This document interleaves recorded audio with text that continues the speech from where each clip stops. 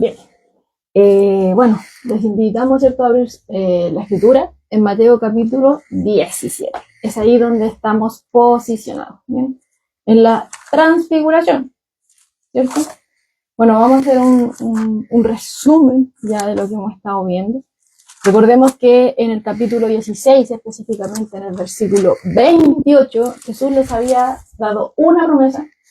Les había dicho que algunos de los discípulos iban a experimentar, ¿cierto?, un destello de su gloria antes de que murieran, ¿ya? Recordemos que él les había dicho que él iba a venir, ¿cierto?, en poder, en gloria, con ángeles, ¿cierto?, y a cada uno iba a dar su pago. Y ellos, ¿cierto?, considerando el contexto inmediato en el cual se encontraban, veíamos ahí en el estudio que lo más probable es que con cierta duda, ¿cierto?, reciben esta promesa. Entonces el Señor, conociendo los corazones de los hombres, no necesitaba que nadie viniera y le dijera cómo es el hombre.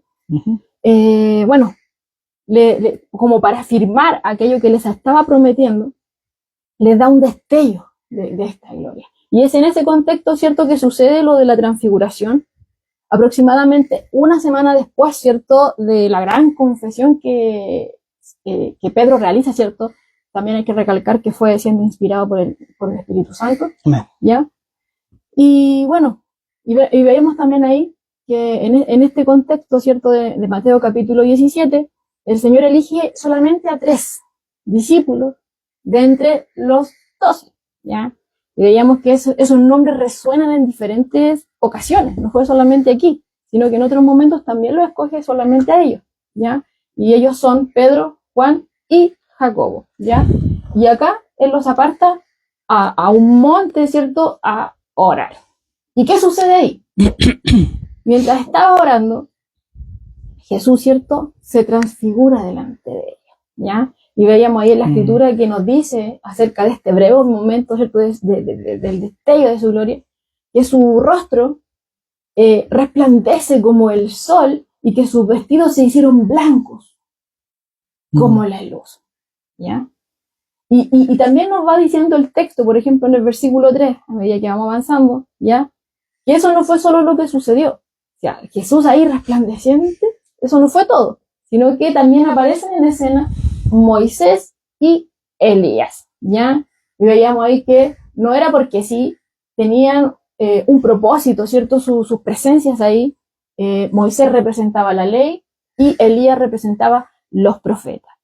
Ambos, ¿cierto?, al estar ahí en ese momento, en la transfiguración, en este momento como estaba Jesús manifestando este destello de su gloria, tan solo con su presencia estaban afirmando que Él era el esperado, que Jesús, ¿cierto?, era el cumplimiento de todo lo que ellos habían esperado, de todo lo que ellos habían hecho, que en su poder habían obrado, ¿cierto? Tan solo con su presencia estaban diciendo que Él es el Salvador, que Él es el Rey profetizado, ¿ya? Y no solamente eso, sino que también veíamos que ellos estaban conversando con Jesús acerca de su partida. O sea que también estaban confirmando lo que Jesús había anunciado ya previamente a sus discípulos acerca de que tenía que ir a Jerusalén, padecer a manos de los líderes religiosos, ¿cierto? E incluso morir ahí. ¿Ya? Era parte del plan divino y aquí, ¿cierto?, estos personajes lo estaban confirmando como plan divino. Esto todo estaba dentro del plan divino, ¿ya? Entonces, una vez que los testimonios de ellos, ¿cierto?, terminan, se empiezan a retirar, y ahí veíamos en el estudio anterior, ¿ya?, que aparece Pedro en escena, ¿ya? Pedro, siempre Pedro, ¿cierto? Y veíamos que ahí aparece haciéndole una sugerencia a Jesús. Y le dice, ¿cierto?, en el versículo 4, Señor, bueno es para nosotros que estemos aquí. Si quieres, hagamos aquí 3 enramadas, una para ti, otra para Moisés y otra para Elías, ¿ya? Bueno, ahí lo vimos con mayor profundidad en el estudio anterior, así que aquellos que quizás no estuvieron pueden verlo, está ahí en la página, ¿cierto?, de nuestra iglesia. Pero dentro de los puntos más importantes que estuvimos conversando y hablando, ¿cierto?, es que esto, ¿cierto?, la Escritura nos dice, por ejemplo, en Marcos 9:6 y en Lucas 9:33, que Él lo dice sin pensarlo mucho, es como que lo dice solamente, ¿ya? esta sugerencia, solamente lo dice. Pero al hacer esta sugerencia veíamos ahí que estaba cometiendo un grave error, ¿ya? Porque estaba situando al Señor Jesús al mismo nivel que los profetas, ¿ya? Y veíamos que mientras Pedro aún estaba hablando, bueno, aparece en escena ahora, o sea, ya no bastaba solamente con el resplandor de Cristo, de su gloria, ya no bastaba porque pareció Moisés y Elías, ¿cierto?, ahí en escena, sino que ahora el mismo Padre Celestial aparece en escena y interrumpe, ¿cierto?, a Pedro, cubriendo, ¿cierto?, toda la escena con una nube de luz y habla, ¿ya? Y le dice, este es mi Hijo amado, ¿ya? ¿En quién tengo complacencia? A él oíd, ¿ya? Entonces prácticamente estaba reprendiendo a Pedro por intentar equiparar, ¿cierto?, al Señor Jesús con estos profetas, ¿cierto?, del Antiguo Testamento, y lo puso obviamente por encima de ellos, lo puso por encima de la ley y lo puso por encima de los profetas, ¿ya? Incluso recalca ahí que no es cualquiera, no es otro legislador, no es un profeta más, sino que enfatiza ahí, este es mi Hijo amado, no es cualquiera, ¿ya? Cristo Jesús es el unigénito Hijo de Dios, ¿ya? Y aquí el Padre dice que solamente en Él tiene su complacencia, solamente en Él se complace. Toda su aprobación está en su Hijo amado. Todo lo que el Hijo era, todo lo que el Hijo decía y hacía, estaba totalmente respaldado por el Padre, ¿ya? ¿Por qué? Porque todo lo que Jesús hacía estaba alineado a su voluntad. Nunca jamás se salió de su voluntad, ¿ya? Entonces, le estaba diciendo, Él es el que merece toda la atención. Incluso Moisés y Elías, a Él, ahí en ese momento, a Él fue con el que fueron a conversar. Él era el centro, ellos se fueron, Cristo solamente estaba ahí. Él es el centro, Él es el importante, Él es el protagonista de todo esto. A Él oíd, a Él escúchenlo. Si mi hijo les está diciendo que tiene que ir a Jerusalén, que en ese lugar va a padecer y que incluso va a morir, escúchenlo. No se está saliendo del plan. Todo esto está dentro del plan de Dios. Jesús mismo está en medio del plan de Dios, ¿ya? Escúchenlo, a Él escúchenlo. Lo mismo, como veíamos ahí, en la misma presencia de estos profetas, ¿cierto?, del Antiguo Testamento, estaban dando testimonio de ellos, estaban hablando acerca de esta partida, ¿ya? Jesús está por sobre ellos, a Él escúchenlo. Es mi hijo, no es cualquiera. Y de toda esta situación, vemos que los discípulos se postran sobre su rostro, nos dice la Escritura, y les viene un gran temor, ¿ya? Se van ahí, se postran y estaban totalmente temerosos. Bueno, y nuestro Señor sabía esto, se acerca, ¿cierto?, ahí, y les dijo, levantaos y no temáis, y ellos al levantar la vista ya no ven, ¿cierto?, ahí a nadie más, sino que solamente a Jesús. Su vista nuevamente queda solamente centrada en Jesús. Moisés y Elías ya no estaban, la nube había desaparecido, ya no estaba la voz, ¿cierto? Solamente estaba Jesús. ¿Ya? Ese anticipo del reino ya había acabado y claramente, ¿cierto?, no se iba a establecer en este momento. Y como veíamos, el propósito de la transfiguración, ¿cuál era? Era asegurarles que Jesús no era cualquiera, que Jesús era el Mesías. Aún, incluso, si tiene que morir, incluso si tiene que ser crucificado, ya como él mismo, ¿cierto?, ya lo venía revelando y los iba a seguir preparando en este aspecto, ¿ya? Eso es lo que hemos visto a grandes rasgos, ¿cierto? Este texto de la transfiguración lo hemos dividido en 3 partes. Lo que yo les acabo de compartir es el resumen de los 2 estudios, los últimos 2 estudios, y ahora vamos a continuar, ¿cierto?, con la porción restante, la tercera parte, y la vamos a leer, ¿ya? Del verso 9 al 13. El resumen fue, bueno, del 1 al 8. Ahora del 9 al 13. Dice así, ¿lo leo usted o lo leo yo? ¿Del 9 al 13? Sí. No leo ya, déjame buscarlo. 9 al 13. capítulo 17 de Mateo, versículo 9 al 13. Dice la escritura. Cuando descendieron del monte, Jesús les mandó diciendo, no digáis a nadie la visión hasta que el Hijo del Hombre resucite de los muertos. Versículo 10. Entonces sus discípulos le preguntaron diciendo, ¿por qué pues dicen los escribas que es necesario que Elías venga primero? Versículo 11. Respondiendo Jesús les dijo, a la verdad, Elías viene primero y restaurará todas las cosas. Versículo 12. Mas os digo que Elías ya vino y no le conocieron, sino que hicieron con él todo lo que quisieron. Así también el Hijo del Hombre padecerá de ellos. Versículo 13. Entonces los discípulos comprendieron que les hablaba de Juan el Bautista. Amén. Y ahí la porción de la escritura que vamos a estar desarrollando el día de hoy. Bueno, inicia el verso 9 diciendo, cuando descendieron del monte. Bueno, consideremos un aspecto bien importante, que bueno, ya veíamos que finalizamos en el 8 diciendo que ellos estaban atemorizados. ¿Ya? Con todo esto, con esta voz, ¿cierto? Ellos nos atemorizaron cuando vieron, ¿cierto?, este resplandor de la gloria de Cristo, ni tampoco cuando aparece Moisés ni Elías, ya, ni cuando aparece la nube, sino que ya cuando escuchan la voz de Dios, es ahí cuando ya se postran rostro en tierra, ¿cierto? Y temen, ¿ya? Pero vemos ahí que Jesús aparece en escena y los tranquiliza y ya. Entonces, pensemos en un momento en estos discípulos, en ese momento cuando recuperan, ¿cierto?, la compostura. Lo primero que tienen que haber pensado es en ir y contar lo que vivieron.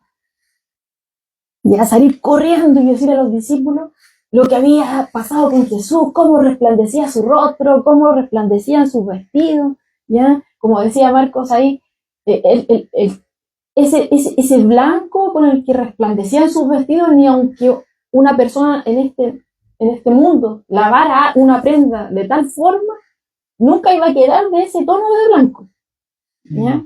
No está en este lado de la eternidad, no está ese blanco, ¿ya? Entonces, tienen que haber tenido esas ganas de ir, ¿cierto? Y contar acerca de esta asombrosa experiencia. Pero vemos, ¿cierto?, que lo primero que Jesús les dice cuando descienden del monte, les manda, dice aquí el verso 9, no digáis a nadie la visión, ¿ya? No digáis a nadie. Pero ojo aquí que no está diciendo que esto va a ser permanente, sino que hay un tiempo establecido, ¿cierto?, a este mandato, ¿ya? ¿Y hasta cuándo va a ser esto? Hasta que el Hijo del Hombre resucite de los muertos. Esa es la fecha, ¿cierto?, la que Jesús le da, el límite de tiempo en el cual tienen que guardar silencio. Hay un periodo de tiempo, ¿ya? Entonces, le dicen, no le digan a nadie, hasta que yo haya resucitado de los muertos, ¿ya? Bueno, ya veíamos, ¿cierto?, que cuando Pedro, ¿cierto?, toma ahí el liderazgo y habla, ¿cierto?, como portavoz de los 12 y dice, algunos dicen que tú eres Elías, otros dicen que tú eres Jeremías, otros de los profetas, ¿cierto? Y Jesús les dice, ¿y ustedes quién dicen que yo soy?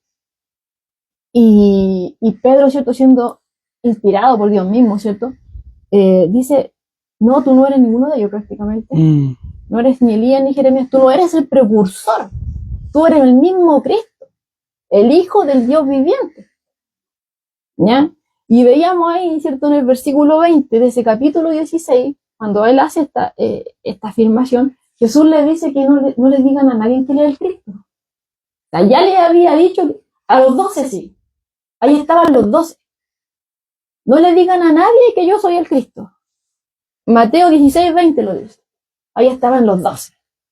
Pero vemos ahora que a estos 3 que estaban con él, ¿cierto?, en este momento de la transfiguración, le dice que no le digan a nadie, ni siquiera a los otros discípulos, ¿ya?, acerca de este destello de su gloria divina, ¿ya? Ni siquiera a los otros discípulos, ¿ya? Esto tiene que haber sido bastante difícil, ¿ya? Tener guardado, o sea, ese momento tiene que haber quedado totalmente grabado en sus mentes, ¿ya? Esa vivencia, tiene que haber sido bastante difícil guardarse eso para ellos mismos, ¿ya? De hecho, en Marcos nos dice que sí guardaron el secreto, ¿ya? Pero lo conversaban entre ellos. Entre ellos lo conversaban, y porque no entendían a qué se refería Jesús cuando hablaba de que el Hijo del Hombre resucite de los muertos, ¿ya? Entonces decían, ¿qué es eso de que el Hijo del Hombre resucita? Como lo conversaban entre ellos, ¿ya? Pero sí guardaron el secreto como Jesús aquí se los manda. Ahora, un comentario de Mundo Hispano ya nos dice que hay 3 razones que por lo menos tienen que haber motivado esa prohibición de Jesús de que no dijeran a nadie, ni siquiera al resto de los discípulos. ¿Ya? Son 3. Yo voy a empezar de la tercera hasta llegar a la primera, ¿ya? La tercera, ¿cierto? Nos dice que el anuncio crearía la expectativa popular de un libertador político militar. El anuncio crearía la expectativa popular de un libertador político militar. Bueno, claro, si la gente se hubiera enterado, hubiera sucedido eso. Recordemos que en otras ocasiones, cuando Jesús había realizado ciertos milagros, la gente había reaccionado de manera eufórica, ¿ya? Entonces, si se hubieran enterado de lo que acaba de suceder aquí en el monte, ¿ya? Y ellos contando detalles, que aparecieron los tales profetas, que escucharon la voz del Padre, lo que oyeron y todo eso, la gente iba a reaccionar de igual manera, ¿ya? Aún con mayor énfasis, ¿ya? Por ejemplo, en Juan, capítulo 6, ahí se nos va narrando lo que sucede cuando Jesús realiza la multiplicación de panes y peces. ¿Qué fue lo que sucede ahí? La gente quería hacerle rey. Estaban eufóricos y querían hacerle rey, veían en Cristo, ¿cierto?, toda la solución a sus problemas. Juan 12, ¿cierto?, también nos va narrando del verso 12 al 19, que cuando Jesús venía a Jerusalén, ya prácticamente al final, ya a días, a una semana aproximadamente de entregar su vida ahí en la cruz, en esta entrada triunfal que le llaman, las multitudes clamaban Hosana, bendito el que viene en el nombre del Señor, el Rey de Israel, ¿ya? Así clamaban, ¿ya? Pero en el contexto mismo se nos va, bueno, hasta ese punto la fama de Jesús se iba acrecentando con la gente, eran muchos los que lo seguían, pero en ese punto en especial, antes de la entrada a Jerusalén, ocurrió un milagro de resurrección. Ahí Jesús resucitó a Lázaro. Había estado, ¿cierto?, ahí con sus hermanas, estuvieron comiendo allá, y la hermana estaba muy alegre, ¿cierto?, muy agradecida del Señor por lo que había hecho por su hermano. Lázaro mismo era un testimonio vivo del poder milagroso de Jesús. Y se estaba corriendo la voz de los que estuvieron ahí, los que lo presenciaron. Venían con él, ¿cierto?, ahí, siguiéndolo ahí a Jerusalén, y ellos iban avisándole a todos lo que había sucedido ahí, y eran muchos más los que venían, porque habían oído que Jesús había resucitado a Lázaro. Y ahí, hermano, en ese mismo contexto, veíamos que los líderes ya estaban, tenían a Jesús los tenía, ¿cierto?, hasta el colmo. E incluso ya estaban pensando en eliminar a Lázaro. Hasta ese punto llegaba el odio, ¿ya? Entonces, si la gente se hubiera enterado de lo que sucedió ahí en el monte, si los discípulos hubieran bajado y hubieran contado a viva voz, ¿cierto?, a todos, hubiera quedado la embarrada, ¿ya? Ellos, ¿cierto? ¿Por qué? Porque estaban esperando un rey que cumpliera sus expectativas, sus propias expectativas, ¿ya? Esas expectativas egoístas, ¿ya? Querían que satisfaciera, ¿cierto?, sus problemas, que resolviera sus problemas, ¿ya? Por lo tanto, ¿cierto?, que si ellos se hubieran enterado, se hubiera generado ahí una revuelta, se hubiera despertado, ¿cierto?, una falsa expectación mesiánica, y se hubiera prácticamente provocado una revolución con Roma, ¿ya? Entonces, ahí vemos, ¿cierto?, este punto, que es muy válido, claro, que se crearía, si ellos se hubieran enterado, si la gente se hubiera enterado, se hubiera creado, ¿cierto?, levantado, despertado una falsa expectación mesiánica, ¿ya? Porque ahora, recordemos, o sea, cualquiera podría decir, pero ¿qué problema había en esto? Porque Jesús sí hacía milagros, o sea, no había nada de malo en que la gente se alegrara en esto. Bueno, sí, sí había algo malo, porque ellos estaban esperando otro tipo de Cristo, no el Cristo que estábamos viendo acá, el que había venido, ¿ya? Entonces ahí estaba el problema. Incluso los discípulos mismos les costaba, ¿ya? Entender que este Mesías tenía que sufrir, si no era el Mesías que ellos estaban esperando. Los judíos, como lo hemos hablado muchas veces, estaban esperando que el Mesías viniera como un gran rey, podríamos decir como el rey David, ¿ya? Y que aplastara, ¿cierto?, a este enemigo, Roma. Pero hemos visto a un Jesús que en vez de venir como un conquistador, había venido a morir. En vez de venir en gloria divina, fácilmente podría haberlo hecho. Pero vino en humilde mansedumbre. En vez de liberar al pueblo, ¿cierto?, de esa esclavitud política que tanto anhelaban, los vino a liberar de una esclavitud mucho más grande que trae consecuencias eternas, que es la esclavitud del pecado. Entonces, el Cristo que la mayoría de los judíos de esa época esperaban, no era el Cristo que había venido, ¿ya? Entonces, sí, ellos querían un alivio para sus problemas inmediatos, pero la liberación del pecado era más importante que todas las cosas que ellos quizás en ese momento estaban padeciendo. Ejemplo, la opresión romana. No era nada. Si Cristo hubiera sacado, ¿cierto?, a Roma, el pecado hubiera seguido ahí en sus corazones. Y hubiera sucedido lo mismo que sucedió en el tiempo de los jueces. Cuando el pueblo, ¿cierto?, cometía errores, se apartaba de Dios, luego padecían, luego ¿qué pasaba? Rogaban a Dios que le diera un libertador, que quitara, ¿cierto?, la aflicción que tenían. Dios les daba el libertador, los liberaba de la opresión, el problema que estaban teniendo, por el momento, eufóricos, por un tiempo, mientras estaba, ¿cierto?, el siervo que Dios utilizó de libertador. Luego que este siervo moría, nuevamente volvían a hacer lo malo. Y volvía a pasar lo mismo. Venía opresión, clamaban a Dios en arrepentimiento, pedían un libertador, Dios los libertaba, por un tiempo eufóricos, oh, pueblo de Dios, después se apartaban. Y así. Aquí hubiera pasado lo mismo. Si solamente Cristo hubiera venido a derrotar, ¿cierto?, a Roma, hubiera quedado todo igual. Hubiera quedado todo igual si el problema no era algo externo. El problema no era Roma, el problema no era el otro, el problema recae en nuestro mismo corazón, ¿ya? Y es ahí donde Dios quiere trabajar, y es ahí donde Cristo vino a trabajar, ¿ya? Entonces, era conveniente que en este punto, al bajar los discípulos del monte, comunicaran este momento, ¿cierto?, a las multitudes. No, no era conveniente, ¿ya? Como decía aquí el comentario de Mundo Hispano, porque se crearía una falsa expectación mesiánica. El Cristo que ellos esperaban no era el Cristo que había venido, ¿ya? Entonces ahí vemos el primer punto. Hay otro tema interesante que estaba leyendo también. Es que yo lo había pasado por alto, pero se habla de que solamente 3 discípulos de los 12 estaban en este lugar y que ellos fueron escogidos y todo el tema. Que ellos, bueno, y ahora tuvieron la bendición de poder ver, ¿verdad?, a este Jesús, ¿verdad?, eh,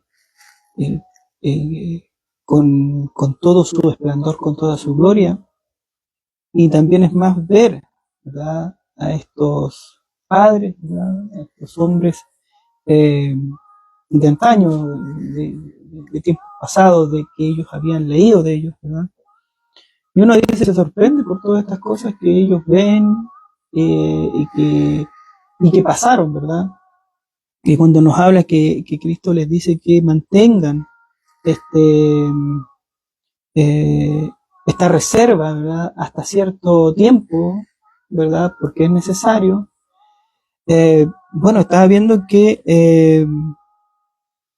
Dios no a cualquiera confía ciertas cosas del reino de los cielos, solamente a a ciertos discípulos, aquí en este especial son 3, confía ciertas revelaciones o voluntad del Padre del reino de los cielos, ¿verdad? No a todos, ¿verdad? Él confía pequeñas cosas para después revelar grandes cosas. Y uno de repente puede pensar, pero uno tiene que dar a conocer estas cosas del Señor. Bueno, en ese momento se estaba cumpliendo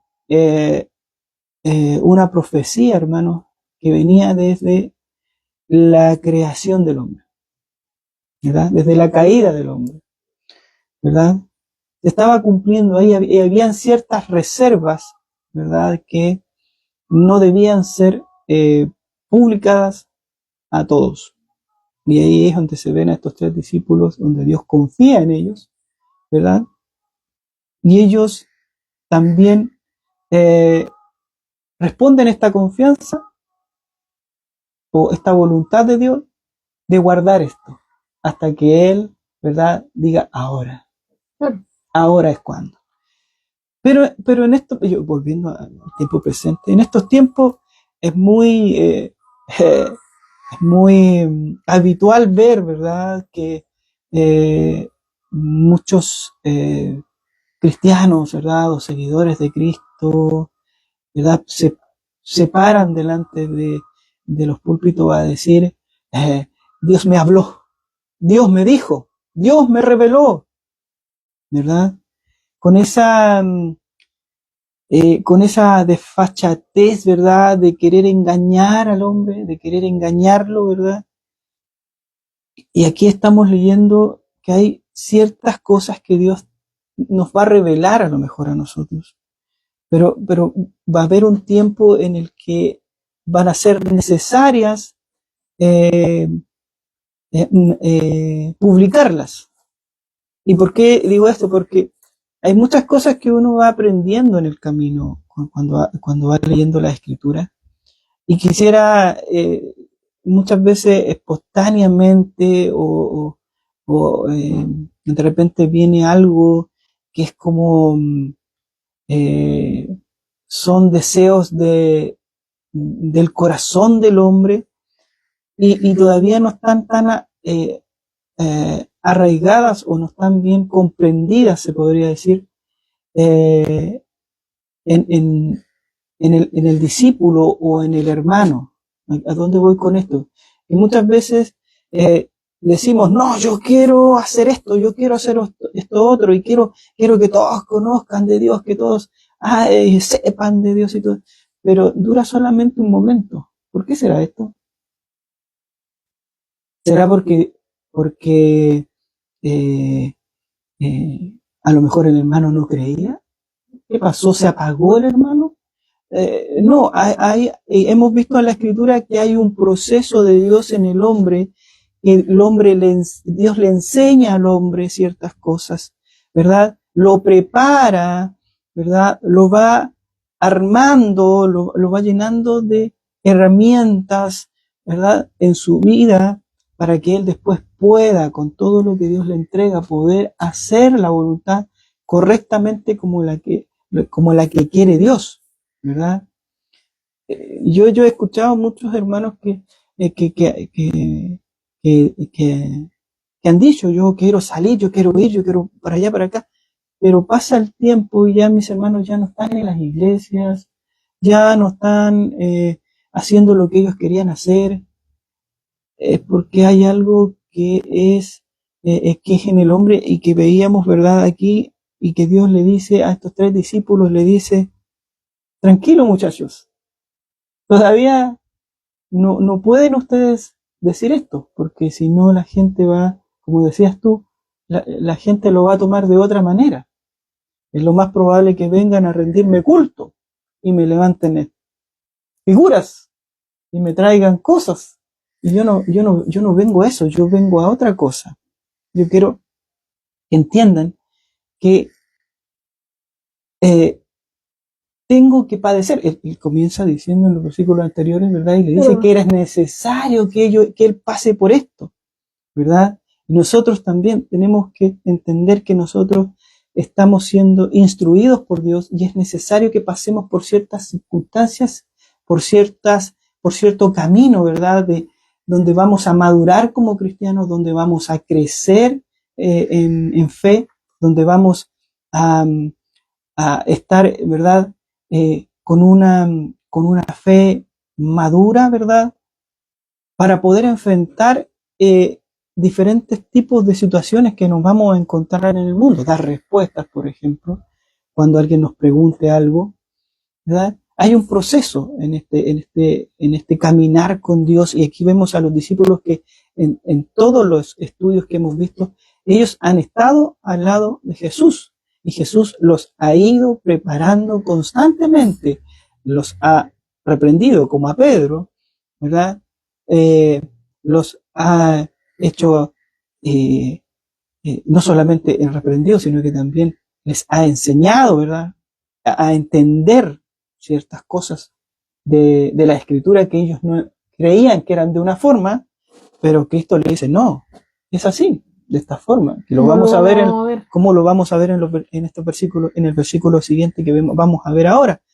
Entonces hay ciertas cosas que Cristo, que Dios, que mediante el Espíritu Santo tiene que hacer en el hombre, para que este hombre madure, para que este hombre crezca, esté preparado para toda tarea, ¿verdad?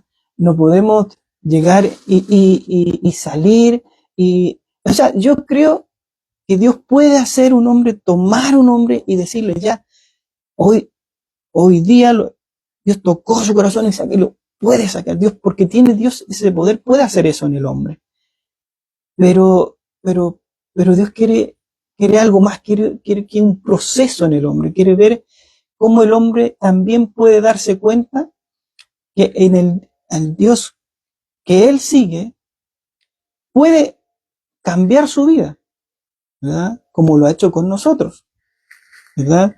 Como Dios ha hecho en mi vida, ¿verdad? Cómo ha cambiado mi vida, cómo Él ha restaurado, ¿verdad? Lo que en un tiempo, no, o sea, lo que siempre yo debía haber tenido, ¿verdad? Pero por producto del pecado no pude tener, pero Dios viene a sanar mi vida, viene a curar heridas, viene a cambiar mi forma de ver y pensar,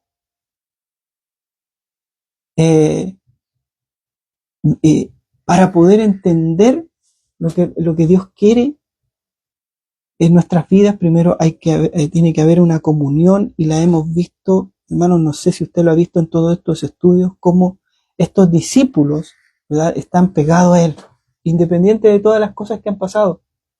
Ellos siguen ahí, pero también nos hemos dado cuenta que cuando Cristo no está con ellos ya se empiezan a volver como que se pierden, como que ya no hay un camino, no hay nada, y ahí nos damos cuenta que el único camino, que la única verdad, que la única vida es Cristo.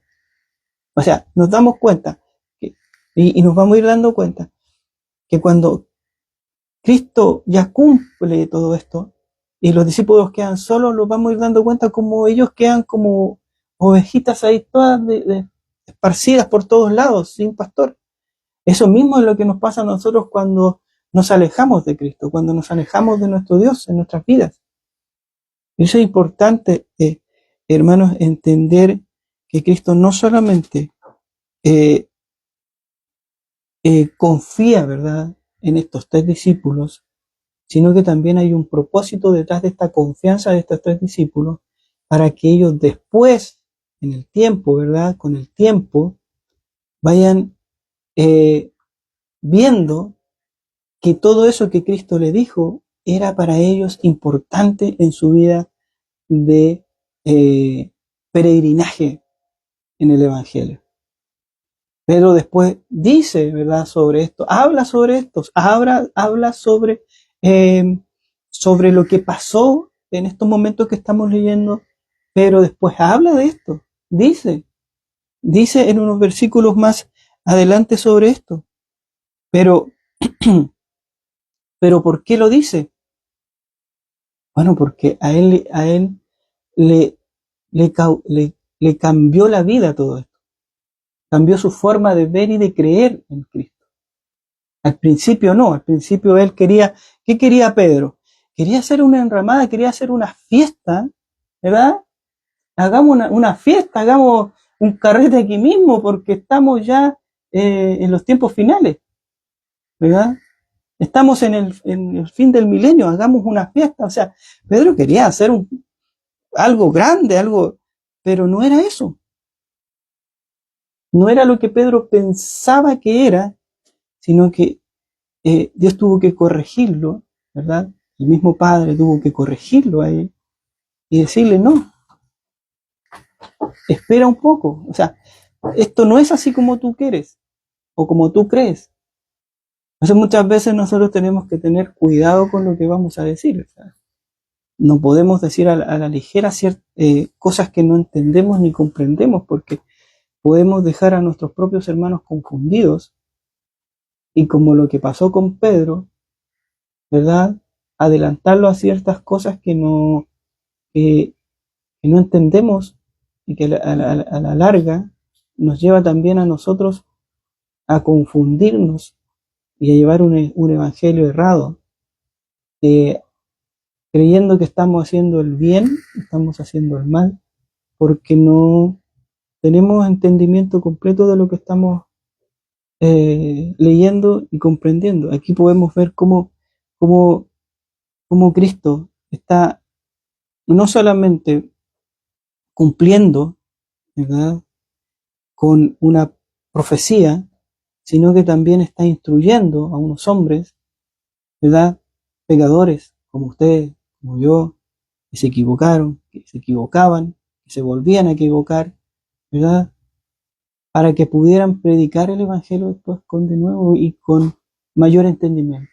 Y eso es lo que en la Escritura a nosotros nos debe llevar, nos debe llevar a Jesucristo, nos debe llevar a las enseñanzas de Jesucristo, al caminar de Jesucristo, cómo Él hablaba, cómo Él se enfrentaba, ¿verdad?, a ciertas situaciones, ¿verdad? A ciertas situaciones que incluso eran hostiles, ¿verdad?, que lo llevaban. Muchas veces uno decía, y yo creo que muchas veces usted dice, pero ¿cómo? Yo le habría, no sé, pues, hecho cualquier cosa a los escribas cuando empiezan a hablarle a Cristo, ¿verdad? Pero Cristo le respondía, ¿y cómo le respondía? Con las escrituras. Le respondía con las escrituras. Porque Él era la escritura, Él es la escritura, Él es la palabra, ¿entiendes? Entonces, si Él es la palabra quiere entrar a nuestra vida, a nuestros corazones, quiere estar ahí dentro de nuestra vida para que nosotros podamos, ¿verdad?, responder conforme a la voluntad de Dios mediante la palabra. ¿Qué es lo que Dios quiere hacer en nuestras vidas? Quiere cambiar nuestras vidas. Quiere confiar en nosotros, ¿verdad? Quiere entregarnos, ¿verdad?, esta luz de esperanza, y que también nosotros podamos después ser luz, ¿verdad? Podamos ser esa sal y podamos ser ese bien a esta tierra que muchas veces eh, eh, eh, está alejado de la voluntad de Dios. Hay mucho mal, hay muchas cosas malas, y estamos viendo cómo se está cumpliendo toda la escritura, y es necesario que también nosotros podamos llegar a ese punto de poder ser eh, esa luz y esa sal para este mundo eh, mediante el consejo de Dios, y entender que, que todo lo que Dios quiere para nosotros no es que nosotros la pasemos mal, sino que aceptemos, ¿verdad?, la voluntad de Dios en nuestras vidas, ¿verdad? Bueno, Pedro se cayó varias veces. Tenemos un claro ejemplo de Pedro. Pasaba mandándose condoros, pasaba haciendo cosas que no debía hacer. O sea, se refleja muchas veces uno mismo en ese sentido, ¿verdad? Porque eh, somos seres que somos llevados, ¿verdad? Por nuestras emociones, ¿verdad?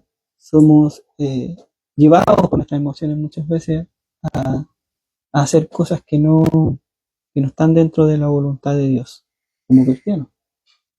Por eso Cristo siempre sale al encuentro y, y le hace un cambio en su forma de ver y pensar. Amén. Amén. Bueno, ya, le está hablando de 3 razones, ¿cierto?, que motivaron la provisión que Jesús le hace, ¿cierto?, a estos 3 discípulos. Como bien Pedro decía, ellos estaban en un proceso, ¿ya? Los 12, pero aquí ellos de manera especial, como lo estuvimos viendo, ¿cierto?, a mayor profundidad en el estudio anterior, veíamos también el por qué el Señor los escoge a ellos, ¿cierto? Y también veíamos el por qué, lo más probable es que Él habla de enramadas, ¿ya? Hoy estuvimos viendo de que algunos cronologistas, ¿cierto?, que quieren el ver el orden de los tiempos, decían que lo más probable es que en ese tiempo, en ese entonces, estaban en el periodo de las enramadas, ¿ya? Entonces, justo como estaba Moisés, estaba Elías, ¿cierto? Y Jesús, por eso hagamos las enramadas aquí, ¿ya? Es lo que decían algunos cronologistas. Y bueno, y a ellos, como veíamos ahí, de manera especial lo escoge porque les tenía una tarea bien particular, aparte que eran de su círculo más íntimo, y aquellos también habían estado en el momento cuando había resucitado a la hija de Jairo, ¿ya? Y también lo acompañaban en el Getsemaní, ¿ya? Pero aquí les dice, ¿cierto? Como bien Pedro decía, o sea, muchas veces se ha caído Pedro, pero estaba en este proceso de aprendizaje, así que podía mandarse como la embarrada. Este era el momento de mandarse la embarrada, como decir, porque estaba en proceso de aprendizaje, ¿ya? Lo bueno es que estaba siendo instruido por el Señor, y el Señor lo ha corregido una y otra vez, y aquí el mandato que le da es que callen, ¿ya? Y callaron, ¿ya? No era prudente que lo dijeran a las multitudes, como veíamos en el primer punto, ¿ya? De 3, no era prudente, porque ellos esperaban otro tipo de Mesías, e incluso los mismos discípulos tenían ahí cierta confusión con respecto a esto. El Mesías sufriente como que todavía no calzaba en su pensamiento, ¿ya? Entonces ahí el primer punto. Y el 3, porque recordemos que dije que iba a partir del 3. El 2, el segundo, ¿ya? Veíamos que también si ellos hubieran anunciado ya esto, hubiera ocurrido otro problema, ¿ya? Estas voces si llegaban a las multitudes, iba a llegar sí o sí a los líderes religiosos, sí o sí a las autoridades romanas, ¿ya? ¿Y qué iba a pasar ahí? Se iba a despertar una hostilidad innecesaria, ¿ya? Recordemos que Herodes, ¿cierto?, había dado muerte a Juan el Bautista, el precursor del Mesías, ¿ya? Y de hecho pensaba que Jesús era Juan que había resucitado, que había vuelto de los muertos, ¿ya? La reencarnación de Juan, dicho en mejores palabras, ¿ya? Eso es lo que pensaba, que Jesús era Juan. Entonces, y por otro lado, o sea, y se le dio muerte a Juan, o sea, ya se veía venir algo medio oscuro, ¿ya? Se había sido capaz de hacer eso con el precursor. Hubiera sido capaz también de echarle mano a Jesús, ¿ya? Por otro lado, también estaban los líderes religiosos que cada vez se estaban tornando más hostiles, y de hecho ya hace un buen tiempo que ya están planeando el deshacerse de Jesús, ¿ya? Sea como sea. Ahora, también en un estudio estuvimos hablando acerca de esto, y no es que Jesús les temía, no es que Jesús les tuviera miedo a Herodes o a los líderes religiosos, no, sino que solamente estaba buscando evitar una oposición prematura, ¿ya? Ya iba a llegar el tiempo en el cual se iba a tener que presentar delante de ellos. Se iba a encontrar con Herodes, y también iba a tener este enfrentamiento con estos líderes religiosos, donde lo iban a enjuiciar falsamente, ¿ya? Pero todavía no era el tiempo. Todavía tenía que preparar a sus discípulos. Por eso se estaba apartando, se estaba preocupando de ellos de manera especial. Ya no estaba tanto con las multitudes como lo había estado antes. Por eso que lo vemos aquí una vez más, pero ahora con estos 3, ¿ya? Entonces, A la luz de este segundo punto, podemos preguntarnos, ¿era conveniente que se corriera la voz? No, no era conveniente. ¿Por qué? Como dice aquí el comentario de Mundo Hispano, porque se iba a despertar una hostilidad innecesaria de parte de los religiosos y también de Roma, ¿ya? Y en primer lugar, lo dejé, que era en parte lo que Pedro ya estaba hablando, ¿ya? Que no era en este momento conveniente que los discípulos dieran testimonio. ¿Por qué? Porque los discípulos aún guardaban ciertos prejuicios y tampoco estaban preparados para poder interpretar lo que habían visto, ¿ya?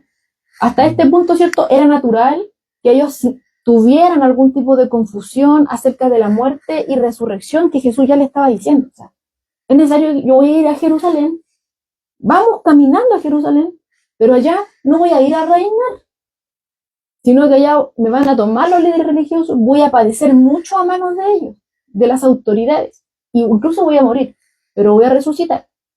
Esto los tenía confundidos. Sí. Y ahí veíamos incluso que Pedro le dice, no, Señor, tal cosa no te acontece.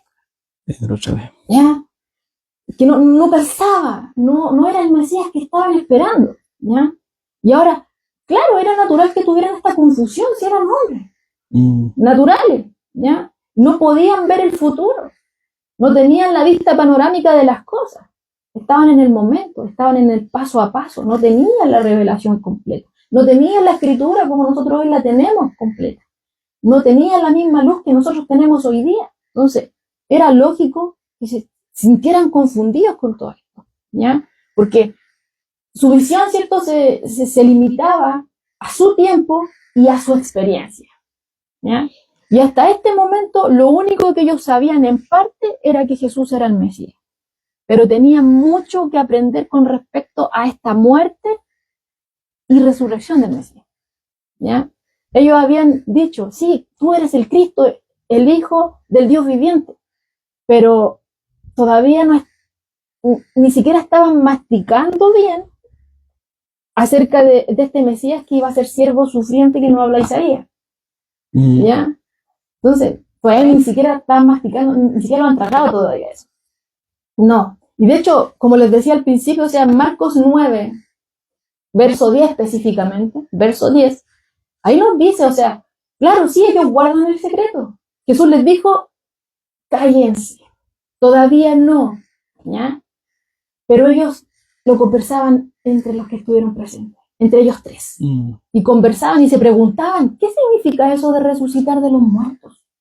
No entendían, ¿ya? Entonces, en este punto no era conveniente que ellos testificaran porque no entendían todo. ¿De qué iban a testificar si no entendían ellos primero? ¿Qué iban a enseñar si ellos no lo entendían primero? Entonces Jesús los estaba preparando a ellos de manera especial.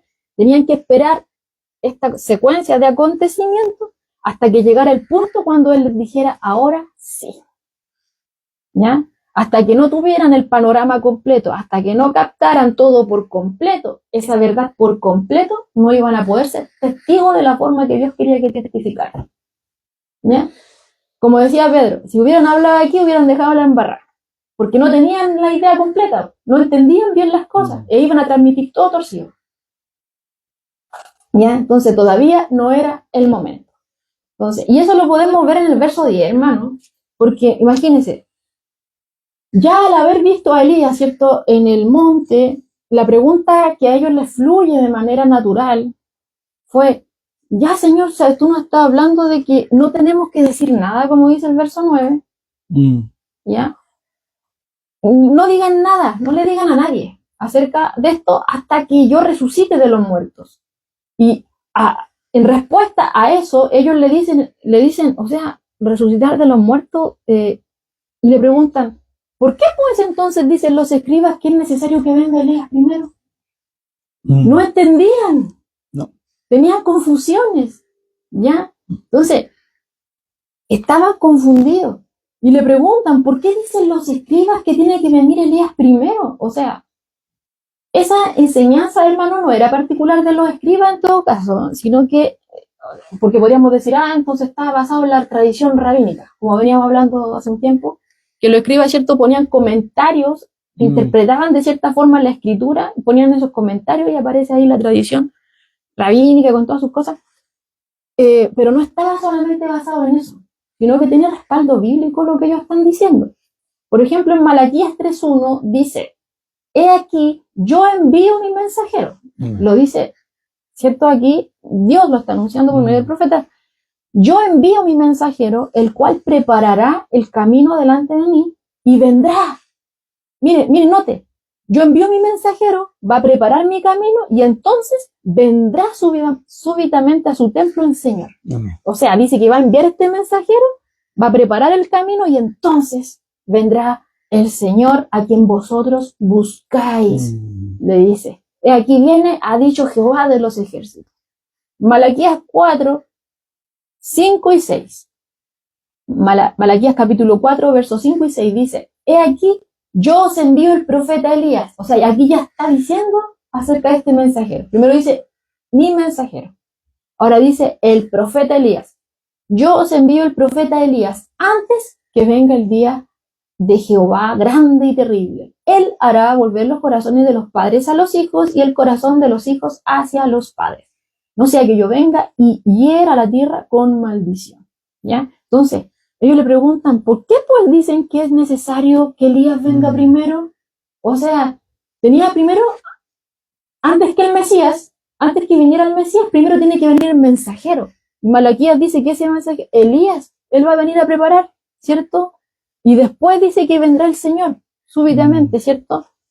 ¿Ya? Entonces, esta profecía era muy conocida por los judíos en la época de Jesús. Desde pequeñitos les venían enseñando estas cosas y tenían esa expectativa de que Elías iba a volver antes de que viniera el Mesías. En otras palabras, iba a venir a anunciar.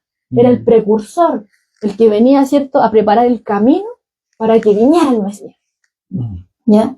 Entonces, cuando ellos bajan del monte con el Señor, lo menos que podían preguntarse era, ¿cómo esa aparición de Elías ahí en la transfiguración coincidía, calzaba con esa profecía de Malaquías?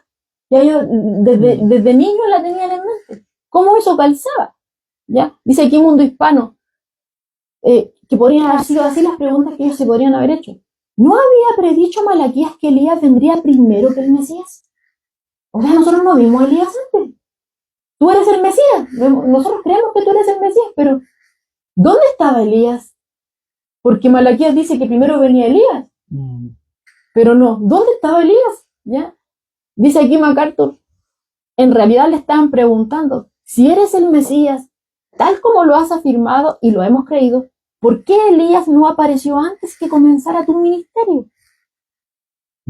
Ahora, MacArthur da ahí un punto bien particular, porque dice que ese mismo punto de que donde no les calzaba que Elías no apareció primero, como lo anunciaba el profeta, no apareció primero, entonces decían ellos que Jesús no era el Mesías, como no apareció Elías. Entonces justificaban ahí su rechazo con esto, dice MacArthur.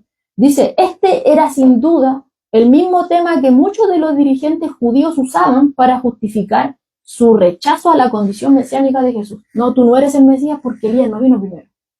Así se dio el orden a través de la profecía. Primero Elías y después viene el Mesías. Y aquí nosotros no vimos Elías, entonces no eres el Mesías. Justificaban su rechazo. Ahora, MacArthur también nos dice acá que esta profecía, ¿cierto?, de Malaquías fue lo que hizo que quizás algunas personas creyeran que Jesús era Elías. ¿Ya se acuerdan de eso? Cuando llegan los discípulos y dicen, ¿sí? No, algunos dicen que tú eres Elías. Ya. Dicen que lo más probable es que fue esta profecía la que hizo que algunas personas creyeran que Jesús no era el Mesías, sino que Elías. Pudieron haber razonado, dice aquí MacArthur, a pesar de sus grandes milagros, Jesús no puede ser el Mesías porque Elías aún no ha venido. ¿Ya? Entonces, si no es el Mesías, entonces él es Elías. Después de él a lo mejor viene el otro, como dijo Juan. Claro, puede que sea eso. No hemos visto a Elías, entonces por eso es que algunos decían que era Elías, lo que nos dice aquí el comentarista. Claro, puede sonar lógico, ¿ya? Ahora, Tomando en consideración acerca de esto de los escribas, con estos embellecimientos que hacían, interpretando la escritura con sus compañeros rabinos, con esta profecía de Malaquías y con todos los puntos que ellos habían añadido, hermano, se ha empezado a generar todo este malentendido. Dice aquí el comentarista, dice, al igual que muchos intérpretes bíblicos a lo largo de los siglos, e incluso muchos en nuestro tiempo, a los escribas les gustaba llenar los espacios, por así decirlo, donde una predicción bíblica no estaba tan clara y detallada como les habría gustado. Entonces, como no estaba tan claro, ellos venían y le añadían, así como para que quedara completo según su parecer, o más entendible. Pero al fin y al cabo, terminó haciendo todo lo contrario. En vez de que sea más fácil de entender, generó más confusión. Claro. ¿Ya? ¿Y por qué? ¿Qué es lo que estaban enseñando? En base, ¿cierto?, a la profecía de Malaquías, ellos lo que enseñaban era que Elías iba a volver literalmente. La persona de Elías. ¿Por qué? Porque recordemos que en Segunda de Reyes, capítulo 2, versículo 11 específicamente, nos dice que Elías no murió, sino que Elías fue llevado al cielo en un torbellino. Entonces Elías no murió, entonces ellos enseñaban que Elías iba a volver otra vez, pero el mismo profeta, literal, físico, ¿ya? Y que iba a volver como un poderoso reformador que hacía milagros. Recordemos que en el Antiguo Testamento se nos habla de los milagros que había hecho Elías, ¿ya? Obviamente el poder no es de él, Dios se lo confirió, ¿cierto? Pero Elías, ¿cierto? Por ejemplo, el control del clima. Hubo sequía, ¿ya? Y después ya que volviera la lluvia. Vimos ese milagro a través de Elías. También multiplicó comida, resucitó muertos. También que mandó que fuego cayera del cielo cuando consumiera, clamó a Dios, ¿cierto?, que consumiera el holocausto que había mojado tantas veces. Estaba todo mojado, no tenía por dónde prender eso. Pero Dios envió fuego del cielo y consumió todo, hasta el agua. ¿Ya? Se manifestó con milagros. Entonces, aquí ellos enseñaban que Elías iba a volver otra vez físicamente, pues no había muerto, y que iba a volver, ¿cierto?, con milagros mayores que los que había hecho antes. ¿Ya? Dice aquí que sacaría orden del caos y santidad de la impiedad. O sea, que iba a restaurar, ¿cierto?, la obediencia a la ley. ¿Ya? Dice, sostenían que cuando el Mesías llegara, el mundo, o al menos Israel, estaría moral y espiritualmente preparados para él, y que el Señor ejecutaría rápido juicio y establecería entonces el reino para Israel. Eso era todos esos embellecimientos que ellos añadían a las profecías que literal leímos. O sea, solamente Dios por medio del profeta dijo, he aquí yo envío mi mensajero, preparará el camino delante de mí y vendrá súbitamente el Señor. Después dice, yo envío al profeta Elías antes que venga el día de Jehová grande y terrible. Y él hará volver el corazón. O sea, en ningún momento está diciendo ahí que va a venir con prodigios, sino que milagros como antes, sino que dice, él hará volver los corazones. Es otro trato. ¿Ya? Entonces, pero ellos habían añadido todas estas cosas. Y eso, en vez de ser más fácil, para que las personas entendieran más fácil, al final terminó siendo de confusión. ¿Ya? Y esa es la confusión que tenían aquí los discípulos con respecto a esto, y Jesús lo sabía. ¿Ya? La enseñanza, ¿cierto?, lo que ellos decían era en parte, porque sí, tenía un respaldo bíblico, pero los demás todo lo habían añadido. Eran expectativas que ellos tenían, ideas que ellos tenían y que habían añadido y las habían transmitido. ¿Ya? Entonces, Jesús, ¿cierto?, les empieza a responder primero a la verdad parcial. Lo que está respaldado por la Escritura. No se enfrascó en nada más. Les dijo, a la verdad, Elías viene primero y restaurará todas las cosas. Sí, pero, hermano, eso no era todo. Siguió explicando y dice, más os digo que Elías ya vino. Elías ya vino, les dice, y no le conocieron, sino que hicieron con él todo lo que quisieron. Así también el Hijo del Hombre padecerá de ellos. Y entonces los discípulos comprendieron que les había hablado de Juan el Bautista. Hasta antes de esto no habían entendido bien, ¿ya? Pero ahora estaban entendiendo mejor. Entonces, les dice, Elías ya vino. No lo esperan de esa forma en que le estaban ahí embelleciendo el panorama. Elías ya vino, pero no se dieron cuenta no lo conocieron, ¿ya? En primer lugar, Juan no iba a ser el profeta literal, no era el Elías que había sido llevado por el torbellino al cielo, ¿ya? No era el profeta que iba a regresar a la tierra, ¿ya? Sino que Juan vendría, como el ángel le anunció a Zacarías, ¿cierto? Su padre, le dijo que Juan vendría con el espíritu y poder de Elías. No le dijo que iba a ser literal, sino que iba a ministrar con el espíritu y poder de Elías. Lo dice Lucas 1, verso 17. En segundo lugar, ¿ya? Porque ya vimos el primero, no era el profeta Elías literal que fue llevado al cielo en un torbellino, ¿ya? No era, ¿ya? En segundo lugar, Juan no vino con milagros ni prodigios, ni señales por el estilo, así como lo había hecho Elías. No vimos a Juan controlando el clima, no vimos a Juan, ¿cierto?, pidiendo que fuego cayera del cielo. No vimos a Juan de esa forma, ¿ya? Juan no hizo ese tipo de obras poderosas como Elías, sino que vino en el espíritu y poder de Elías, llamando al arrepentimiento, preparando el pueblo, tal como había sido anunciado. Yo envío a mi mensajero, el cual preparará el camino. Así mismo vino Juan, ¿ya? Pero no preparó el camino por medio de prodigios y señales, sino que por medio del poder de la palabra de Dios. Voz que clama en el desierto, prepara el camino del Señor. Isaías 43. ¿Ya? Entonces, no vino de esa forma. En otras palabras, esa restauración que ellos esperaban, el pueblo judío, no iba a ser política, no iba a ser milagrosa como estaban enseñando de generación en generación, sino que era espiritual. Era un retorno del corazón del pueblo a Dios, ¿ya? Tal como incluso Malaquías lo estaba diciendo. Malaquías dice, Él hará volver el corazón. No sé, a eso les decía, ¿ya? Era un retorno del corazón del pueblo a Dios.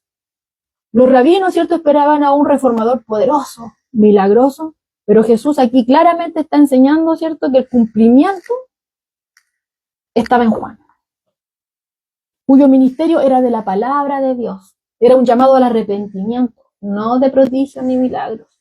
Y no era tampoco el profeta mismo del Antiguo Testamento, ¿ya?, que había vuelto a la tierra. No, ¿ya? Ahora, con respecto a eso de los milagros, porque quizás estaban esperando que hiciera prodigios, milagros y todo eso, ¿ya? Recordemos que los milagros los milagros no acreditan arrepentimiento. Cristo mismo lo ha venido enseñando. Ha hecho milagros innumerables en varios lugares y las personas no se han arrepentido. Y de eso claramente Elías también estaba claro, porque él también había realizado ciertos milagros por medio del poder de Dios y no hubo arrepentimiento de la gente. Por ejemplo, cuando pidió que este fuego del cielo que consumiera, ¿cierto?, el holocausto, habían muchos profetas de Baal, estaban rindiéndole culto a Baal. Estaba la misma Jezabel, ¿cierto?, con el rey Acab, ahí, la Jezabel, ¿cierto?, que era la que llevaba todo este tema de la idolatría y todo esto, y él le dice a Dios, o sea, muestra que tú eres el verdadero Dios, y ellos solo obra de mano, de hombre, ¿cierto? Hasta se burló de ellos, ¿no? Que quizás golpeenle más fuerte, o llámenlo más fuerte, griten más, quizás está durmiendo, o no, quizás se fue al baño, ¿cierto? No iba a responder, aunque ellos azotaran y estuvieron horas y horas y horas, hicieran lo que hicieran, ese ídolo no iba a hablar, no iba a responder. Pero tú, Señor, envías fuego del cielo que consuma, mire, a vista de todo, lo voy a mojar. Todo está mojado, hasta la madera. Miren cómo chorrea el agua. Y el Señor respondió y consumió todo. ¿Pero qué pasó? En el momento degollaron a los profetas de Baal y después, ¿qué pasó? Jezabel, ¿cierto?, mandó a matar a Elías. Elías huyó al desierto y ahí pasó un periodo como de depresión, dicen algunos. ¿Ya? Pero el pueblo en sí no se volvió a Dios, porque los milagros no acreditan arrepentimiento. Donde Dios quería trabajar era en el corazón. ¿Y cómo lo hace? Bueno, la palabra es viva, eficaz y penetra hasta partir el alma, dice la Escritura. Llega hasta lo profundo, ¿ya? Es por medio de su palabra, ¿cierto?, que Dios lleva al hombre al arrepentimiento. y por medio de la palabra de Dios, esta voz que clama en el desierto, hizo el llamado de que el hombre dejara de hacer lo malo y se volviera a Dios. Llamó a la gente al arrepentimiento, a una vida de obediencia. Y de esta forma, Él estuvo preparando el camino, ¿ya?, para la venida de Jesucristo. Es en ese sentido que Jesús afirma aquí que Juan era el Elías que había de venir, ¿ya? Ahora aquí hay un comentario, ¿cierto?, que hace como una breve mirada del ministerio de Juan y que revela muchas formas, ¿cierto?, en las cuales se asemeja al de Elías, ¿ya? Primero dice que Dios predijo la obra de Juan como similar a la de Elías. Y toma ahí Lucas 1:17, que dice ahí que irá, ¿cierto?, delante de él con el espíritu y el poder de Elías. O sea, lo predijo. Será de manera similar. Elías era celoso de Dios, tenía un celo ferviente de Dios, ¿ya? Y de esta misma forma hemos visto a Juan también. Era celoso, tenía un celo de Dios. En segundo lugar, se vestían similar, ¿ya? Por ejemplo, en Segunda de Reyes 1:8, no se nos dice, Segunda de Reyes 1:8, se nos dice que Elías vestía de pelo y ceñía su lomo, ¿cierto?, con un cinturón de cuero. Y en Mateo 3, verso 4, se nos dice que Juan vestía de pelo de camello y con un cinto de cuero alrededor de su lomo. Entonces ahí también vemos una similitud en su vestimenta. En tercer lugar, ¿cierto?, es que ambos estuvieron en el desierto. Cuando Elías huyó, ¿cierto?, en ese momento cuando les decía que Jezabel ya me mataron los profetas, no quiero matar a Elías, Elías huye, ¿cierto? ¿A dónde va? Al desierto. Ahí está en un periodo de retiro, ¿cierto?, en el arroyo de Querit, zona desértica. Bueno, y Juan, ¿cierto?, sabemos por las escrituras que vivía en el desierto.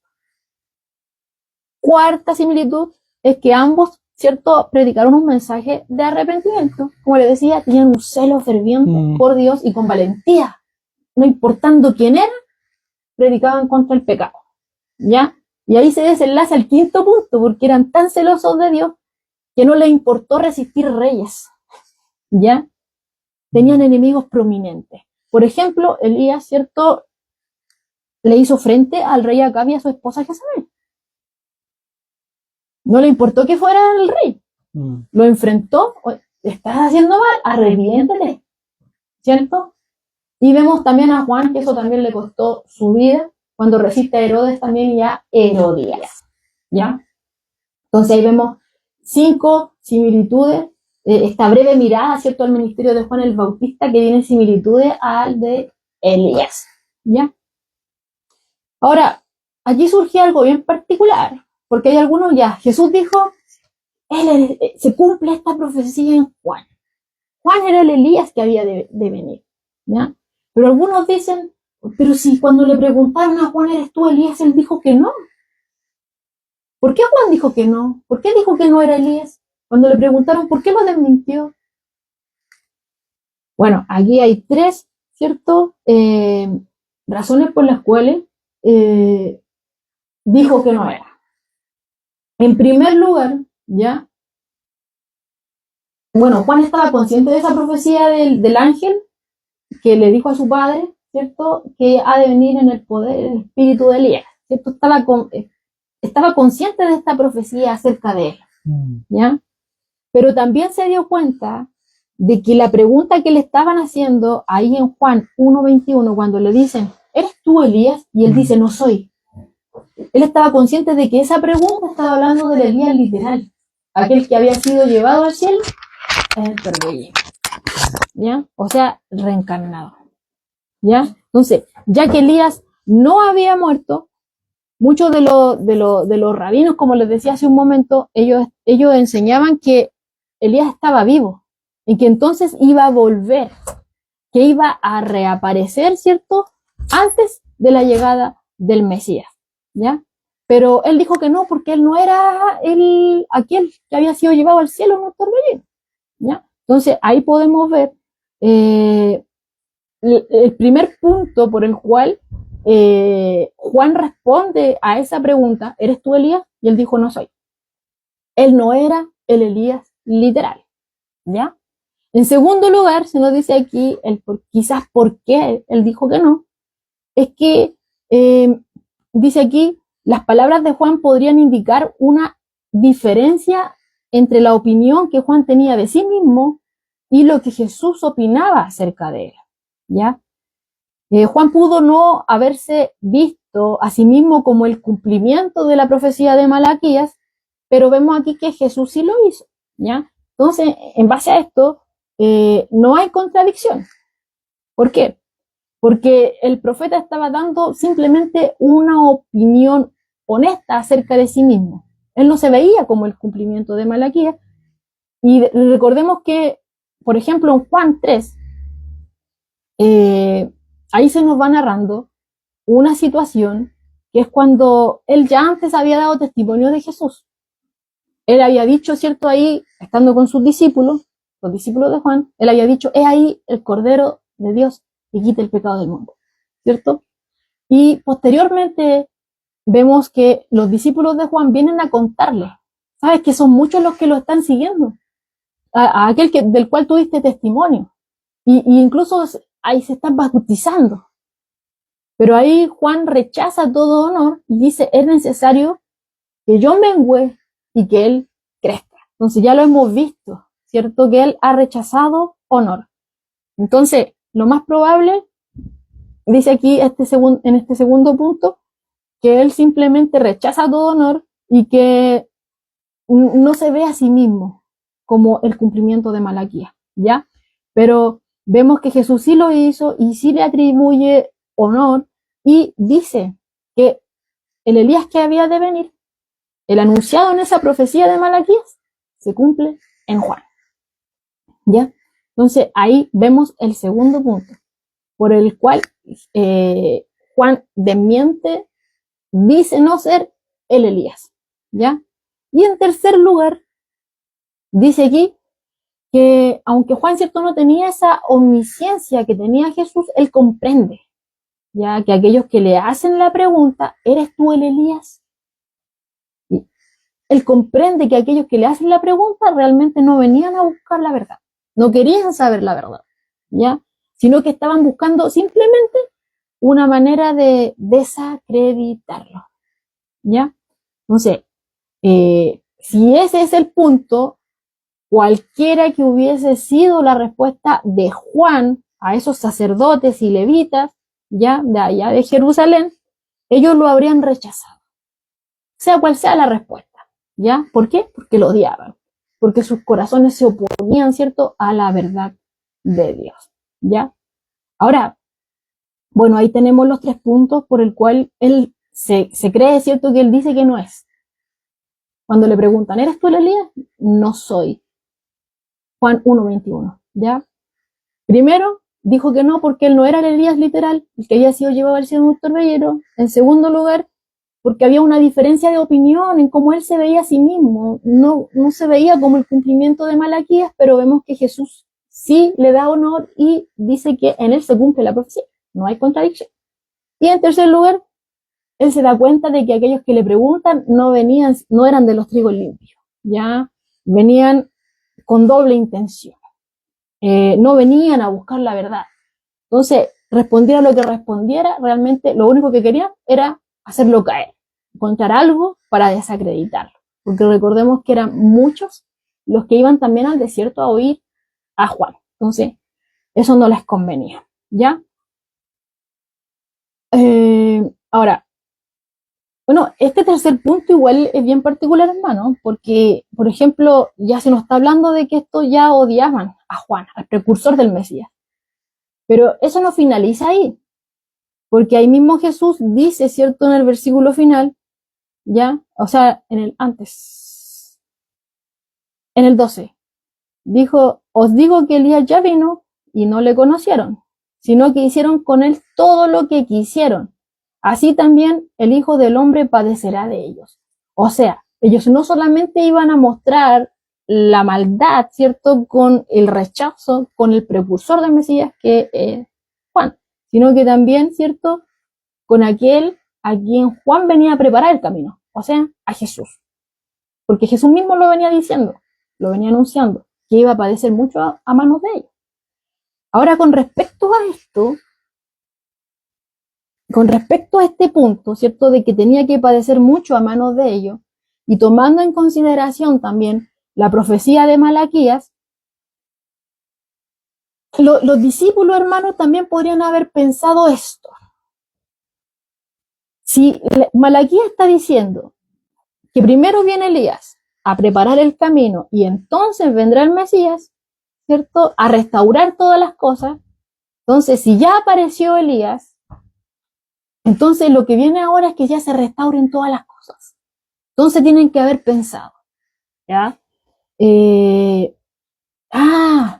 Si va a restaurar todas las cosas, entonces ya Jesús a Jerusalén no va a morir.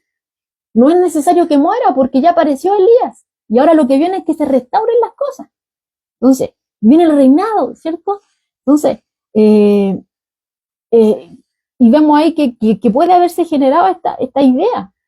Jesús, tú nos acabas de decir que tienes que ir a morir. Pero quizás no, ya apareció Elías, entonces tienen que restaurarse las cosas, no vas a morir. Vas a ir a reinar allá, ¿ya? Pero si ese fuera el punto, si quizás esa fue la idea que tuvieron, ¿ya?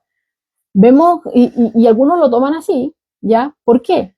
Se da esa idea, ¿por qué? Porque en el texto paralelo, en Marcos 9, versículo 12, Jesús les dice, sí, a la verdad Elías vendrá, ¿ya?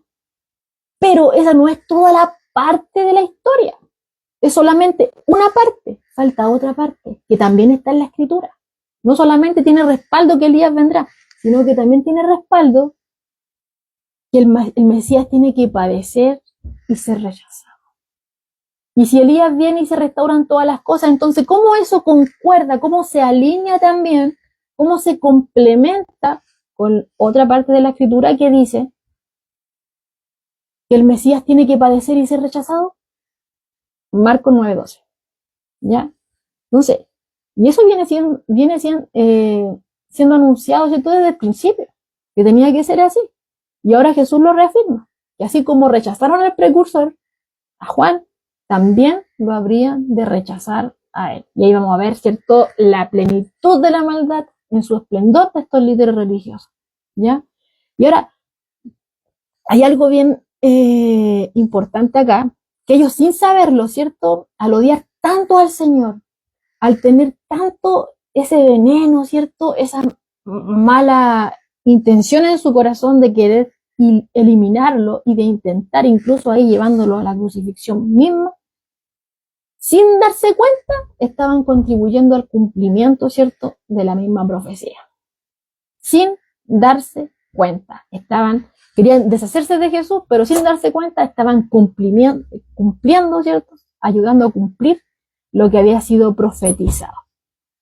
Que el Mesías sería rechazado, que padecería y que incluso daría su vida, ¿cierto?, en este aspecto. Ahora, viendo todo esto, hermano, gracias a Dios que tenemos a un Salvador paciente, que siempre está esperando que nosotros comprendamos las cosas. ¿Ya? Siempre está esperando que nosotros comprendamos las cosas. Y tal cual. Ellos, por la gracia y misericordia de Dios, llegaron a entender todas estas cosas.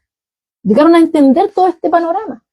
En este momento no captaban nada, porque no veían el futuro, no tenían la vista panorámica de las cosas, pero iban a llegar a entender en el momento determinado por Dios, ya, que sí, que Jesús es el Cristo, el Hijo del Dios viviente, que solamente en Él el Padre tiene contentamiento, que Él es el protagonista, que Él es el centro, que todo está centrado en Cristo, ¿ya? Y que todo lo que dijo y que todo lo que hizo estaba totalmente alineado a la voluntad de Dios. Lo iban a llegar a entender. Iban a llegar a entender, como aquí ya lo estaban tanteando, que esa profecía de Elías se cumplía en Juan. Ahora estaban entendiendo que Juan era el precursor del Mesías, que sí había venido este Elías profetizado a preparar este camino, y que Jesús era el Mesías que vino posteriormente. Tal cual como había sido anunciado, lo iban a entender. Y entenderían que en su primera venida Jesús le era necesario ir a Jerusalén, padecer y morir, pero también resucitar. Lo iban a lograr, lo iban a entender. También iban a entender, por fin, ¿cierto?, que como él prometió que volvería por segunda vez y que lo hará en la plenitud, en el resplandor, con toda su gloria, ¿cierto?, y majestad, con los ángeles, y que a cada uno dará su pago, tal como lo había dicho el Señor que sería, ¿ya? Y también, ¿cierto?, lo iban a creer porque Jesús les acaba de dar un anticipo de que Él cumplirá su promesa. Les mostró un destello de su gloria. Les acaba de brindar un destello de su gloria. ¿Ya? Entonces, y después lo dicen, como decía Pedro hace un momento, testifican, o sea, nosotros vimos su gloria. Nosotros oímos la voz del Padre, lo que decía. Lo que estamos hablando, lo que se dejó aquí en escrito no es un mito, no es una fábula, no es un cuento. Le estamos hablando de algo real. ¿Ya? Era algo real. Y ellos iban a poder dar testimonio de esto, pero a su debido tiempo. Este silencio que Jesús les había pedido no era permanente, tenía una fecha de vencimiento.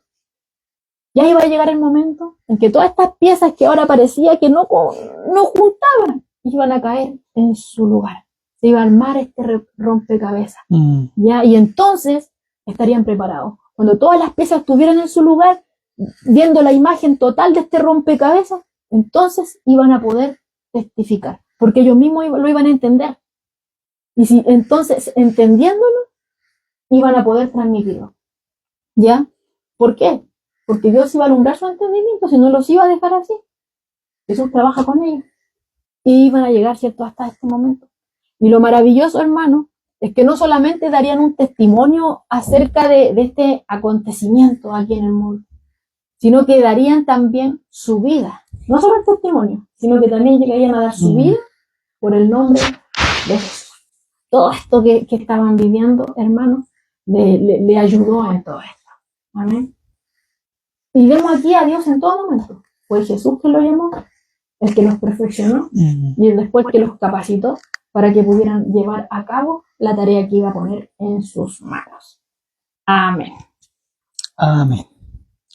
Bueno, como podemos ver, estos discípulos, yo creo que nunca, bueno, la escritura dice que nunca olvidaron lo que sucedió ese día Quedó ahí, esa montaña, ¿verdad? Bueno, Juan escribió su evangelio, ¿verdad? Y es donde dice ahí en Juan 1:14, hemos visto su gloria, dice. Amén. Así que, bueno, el Señor nos ayuda a nosotros también a poder ver su gloria, ¿verdad? Mediante la búsqueda constante en las Escrituras.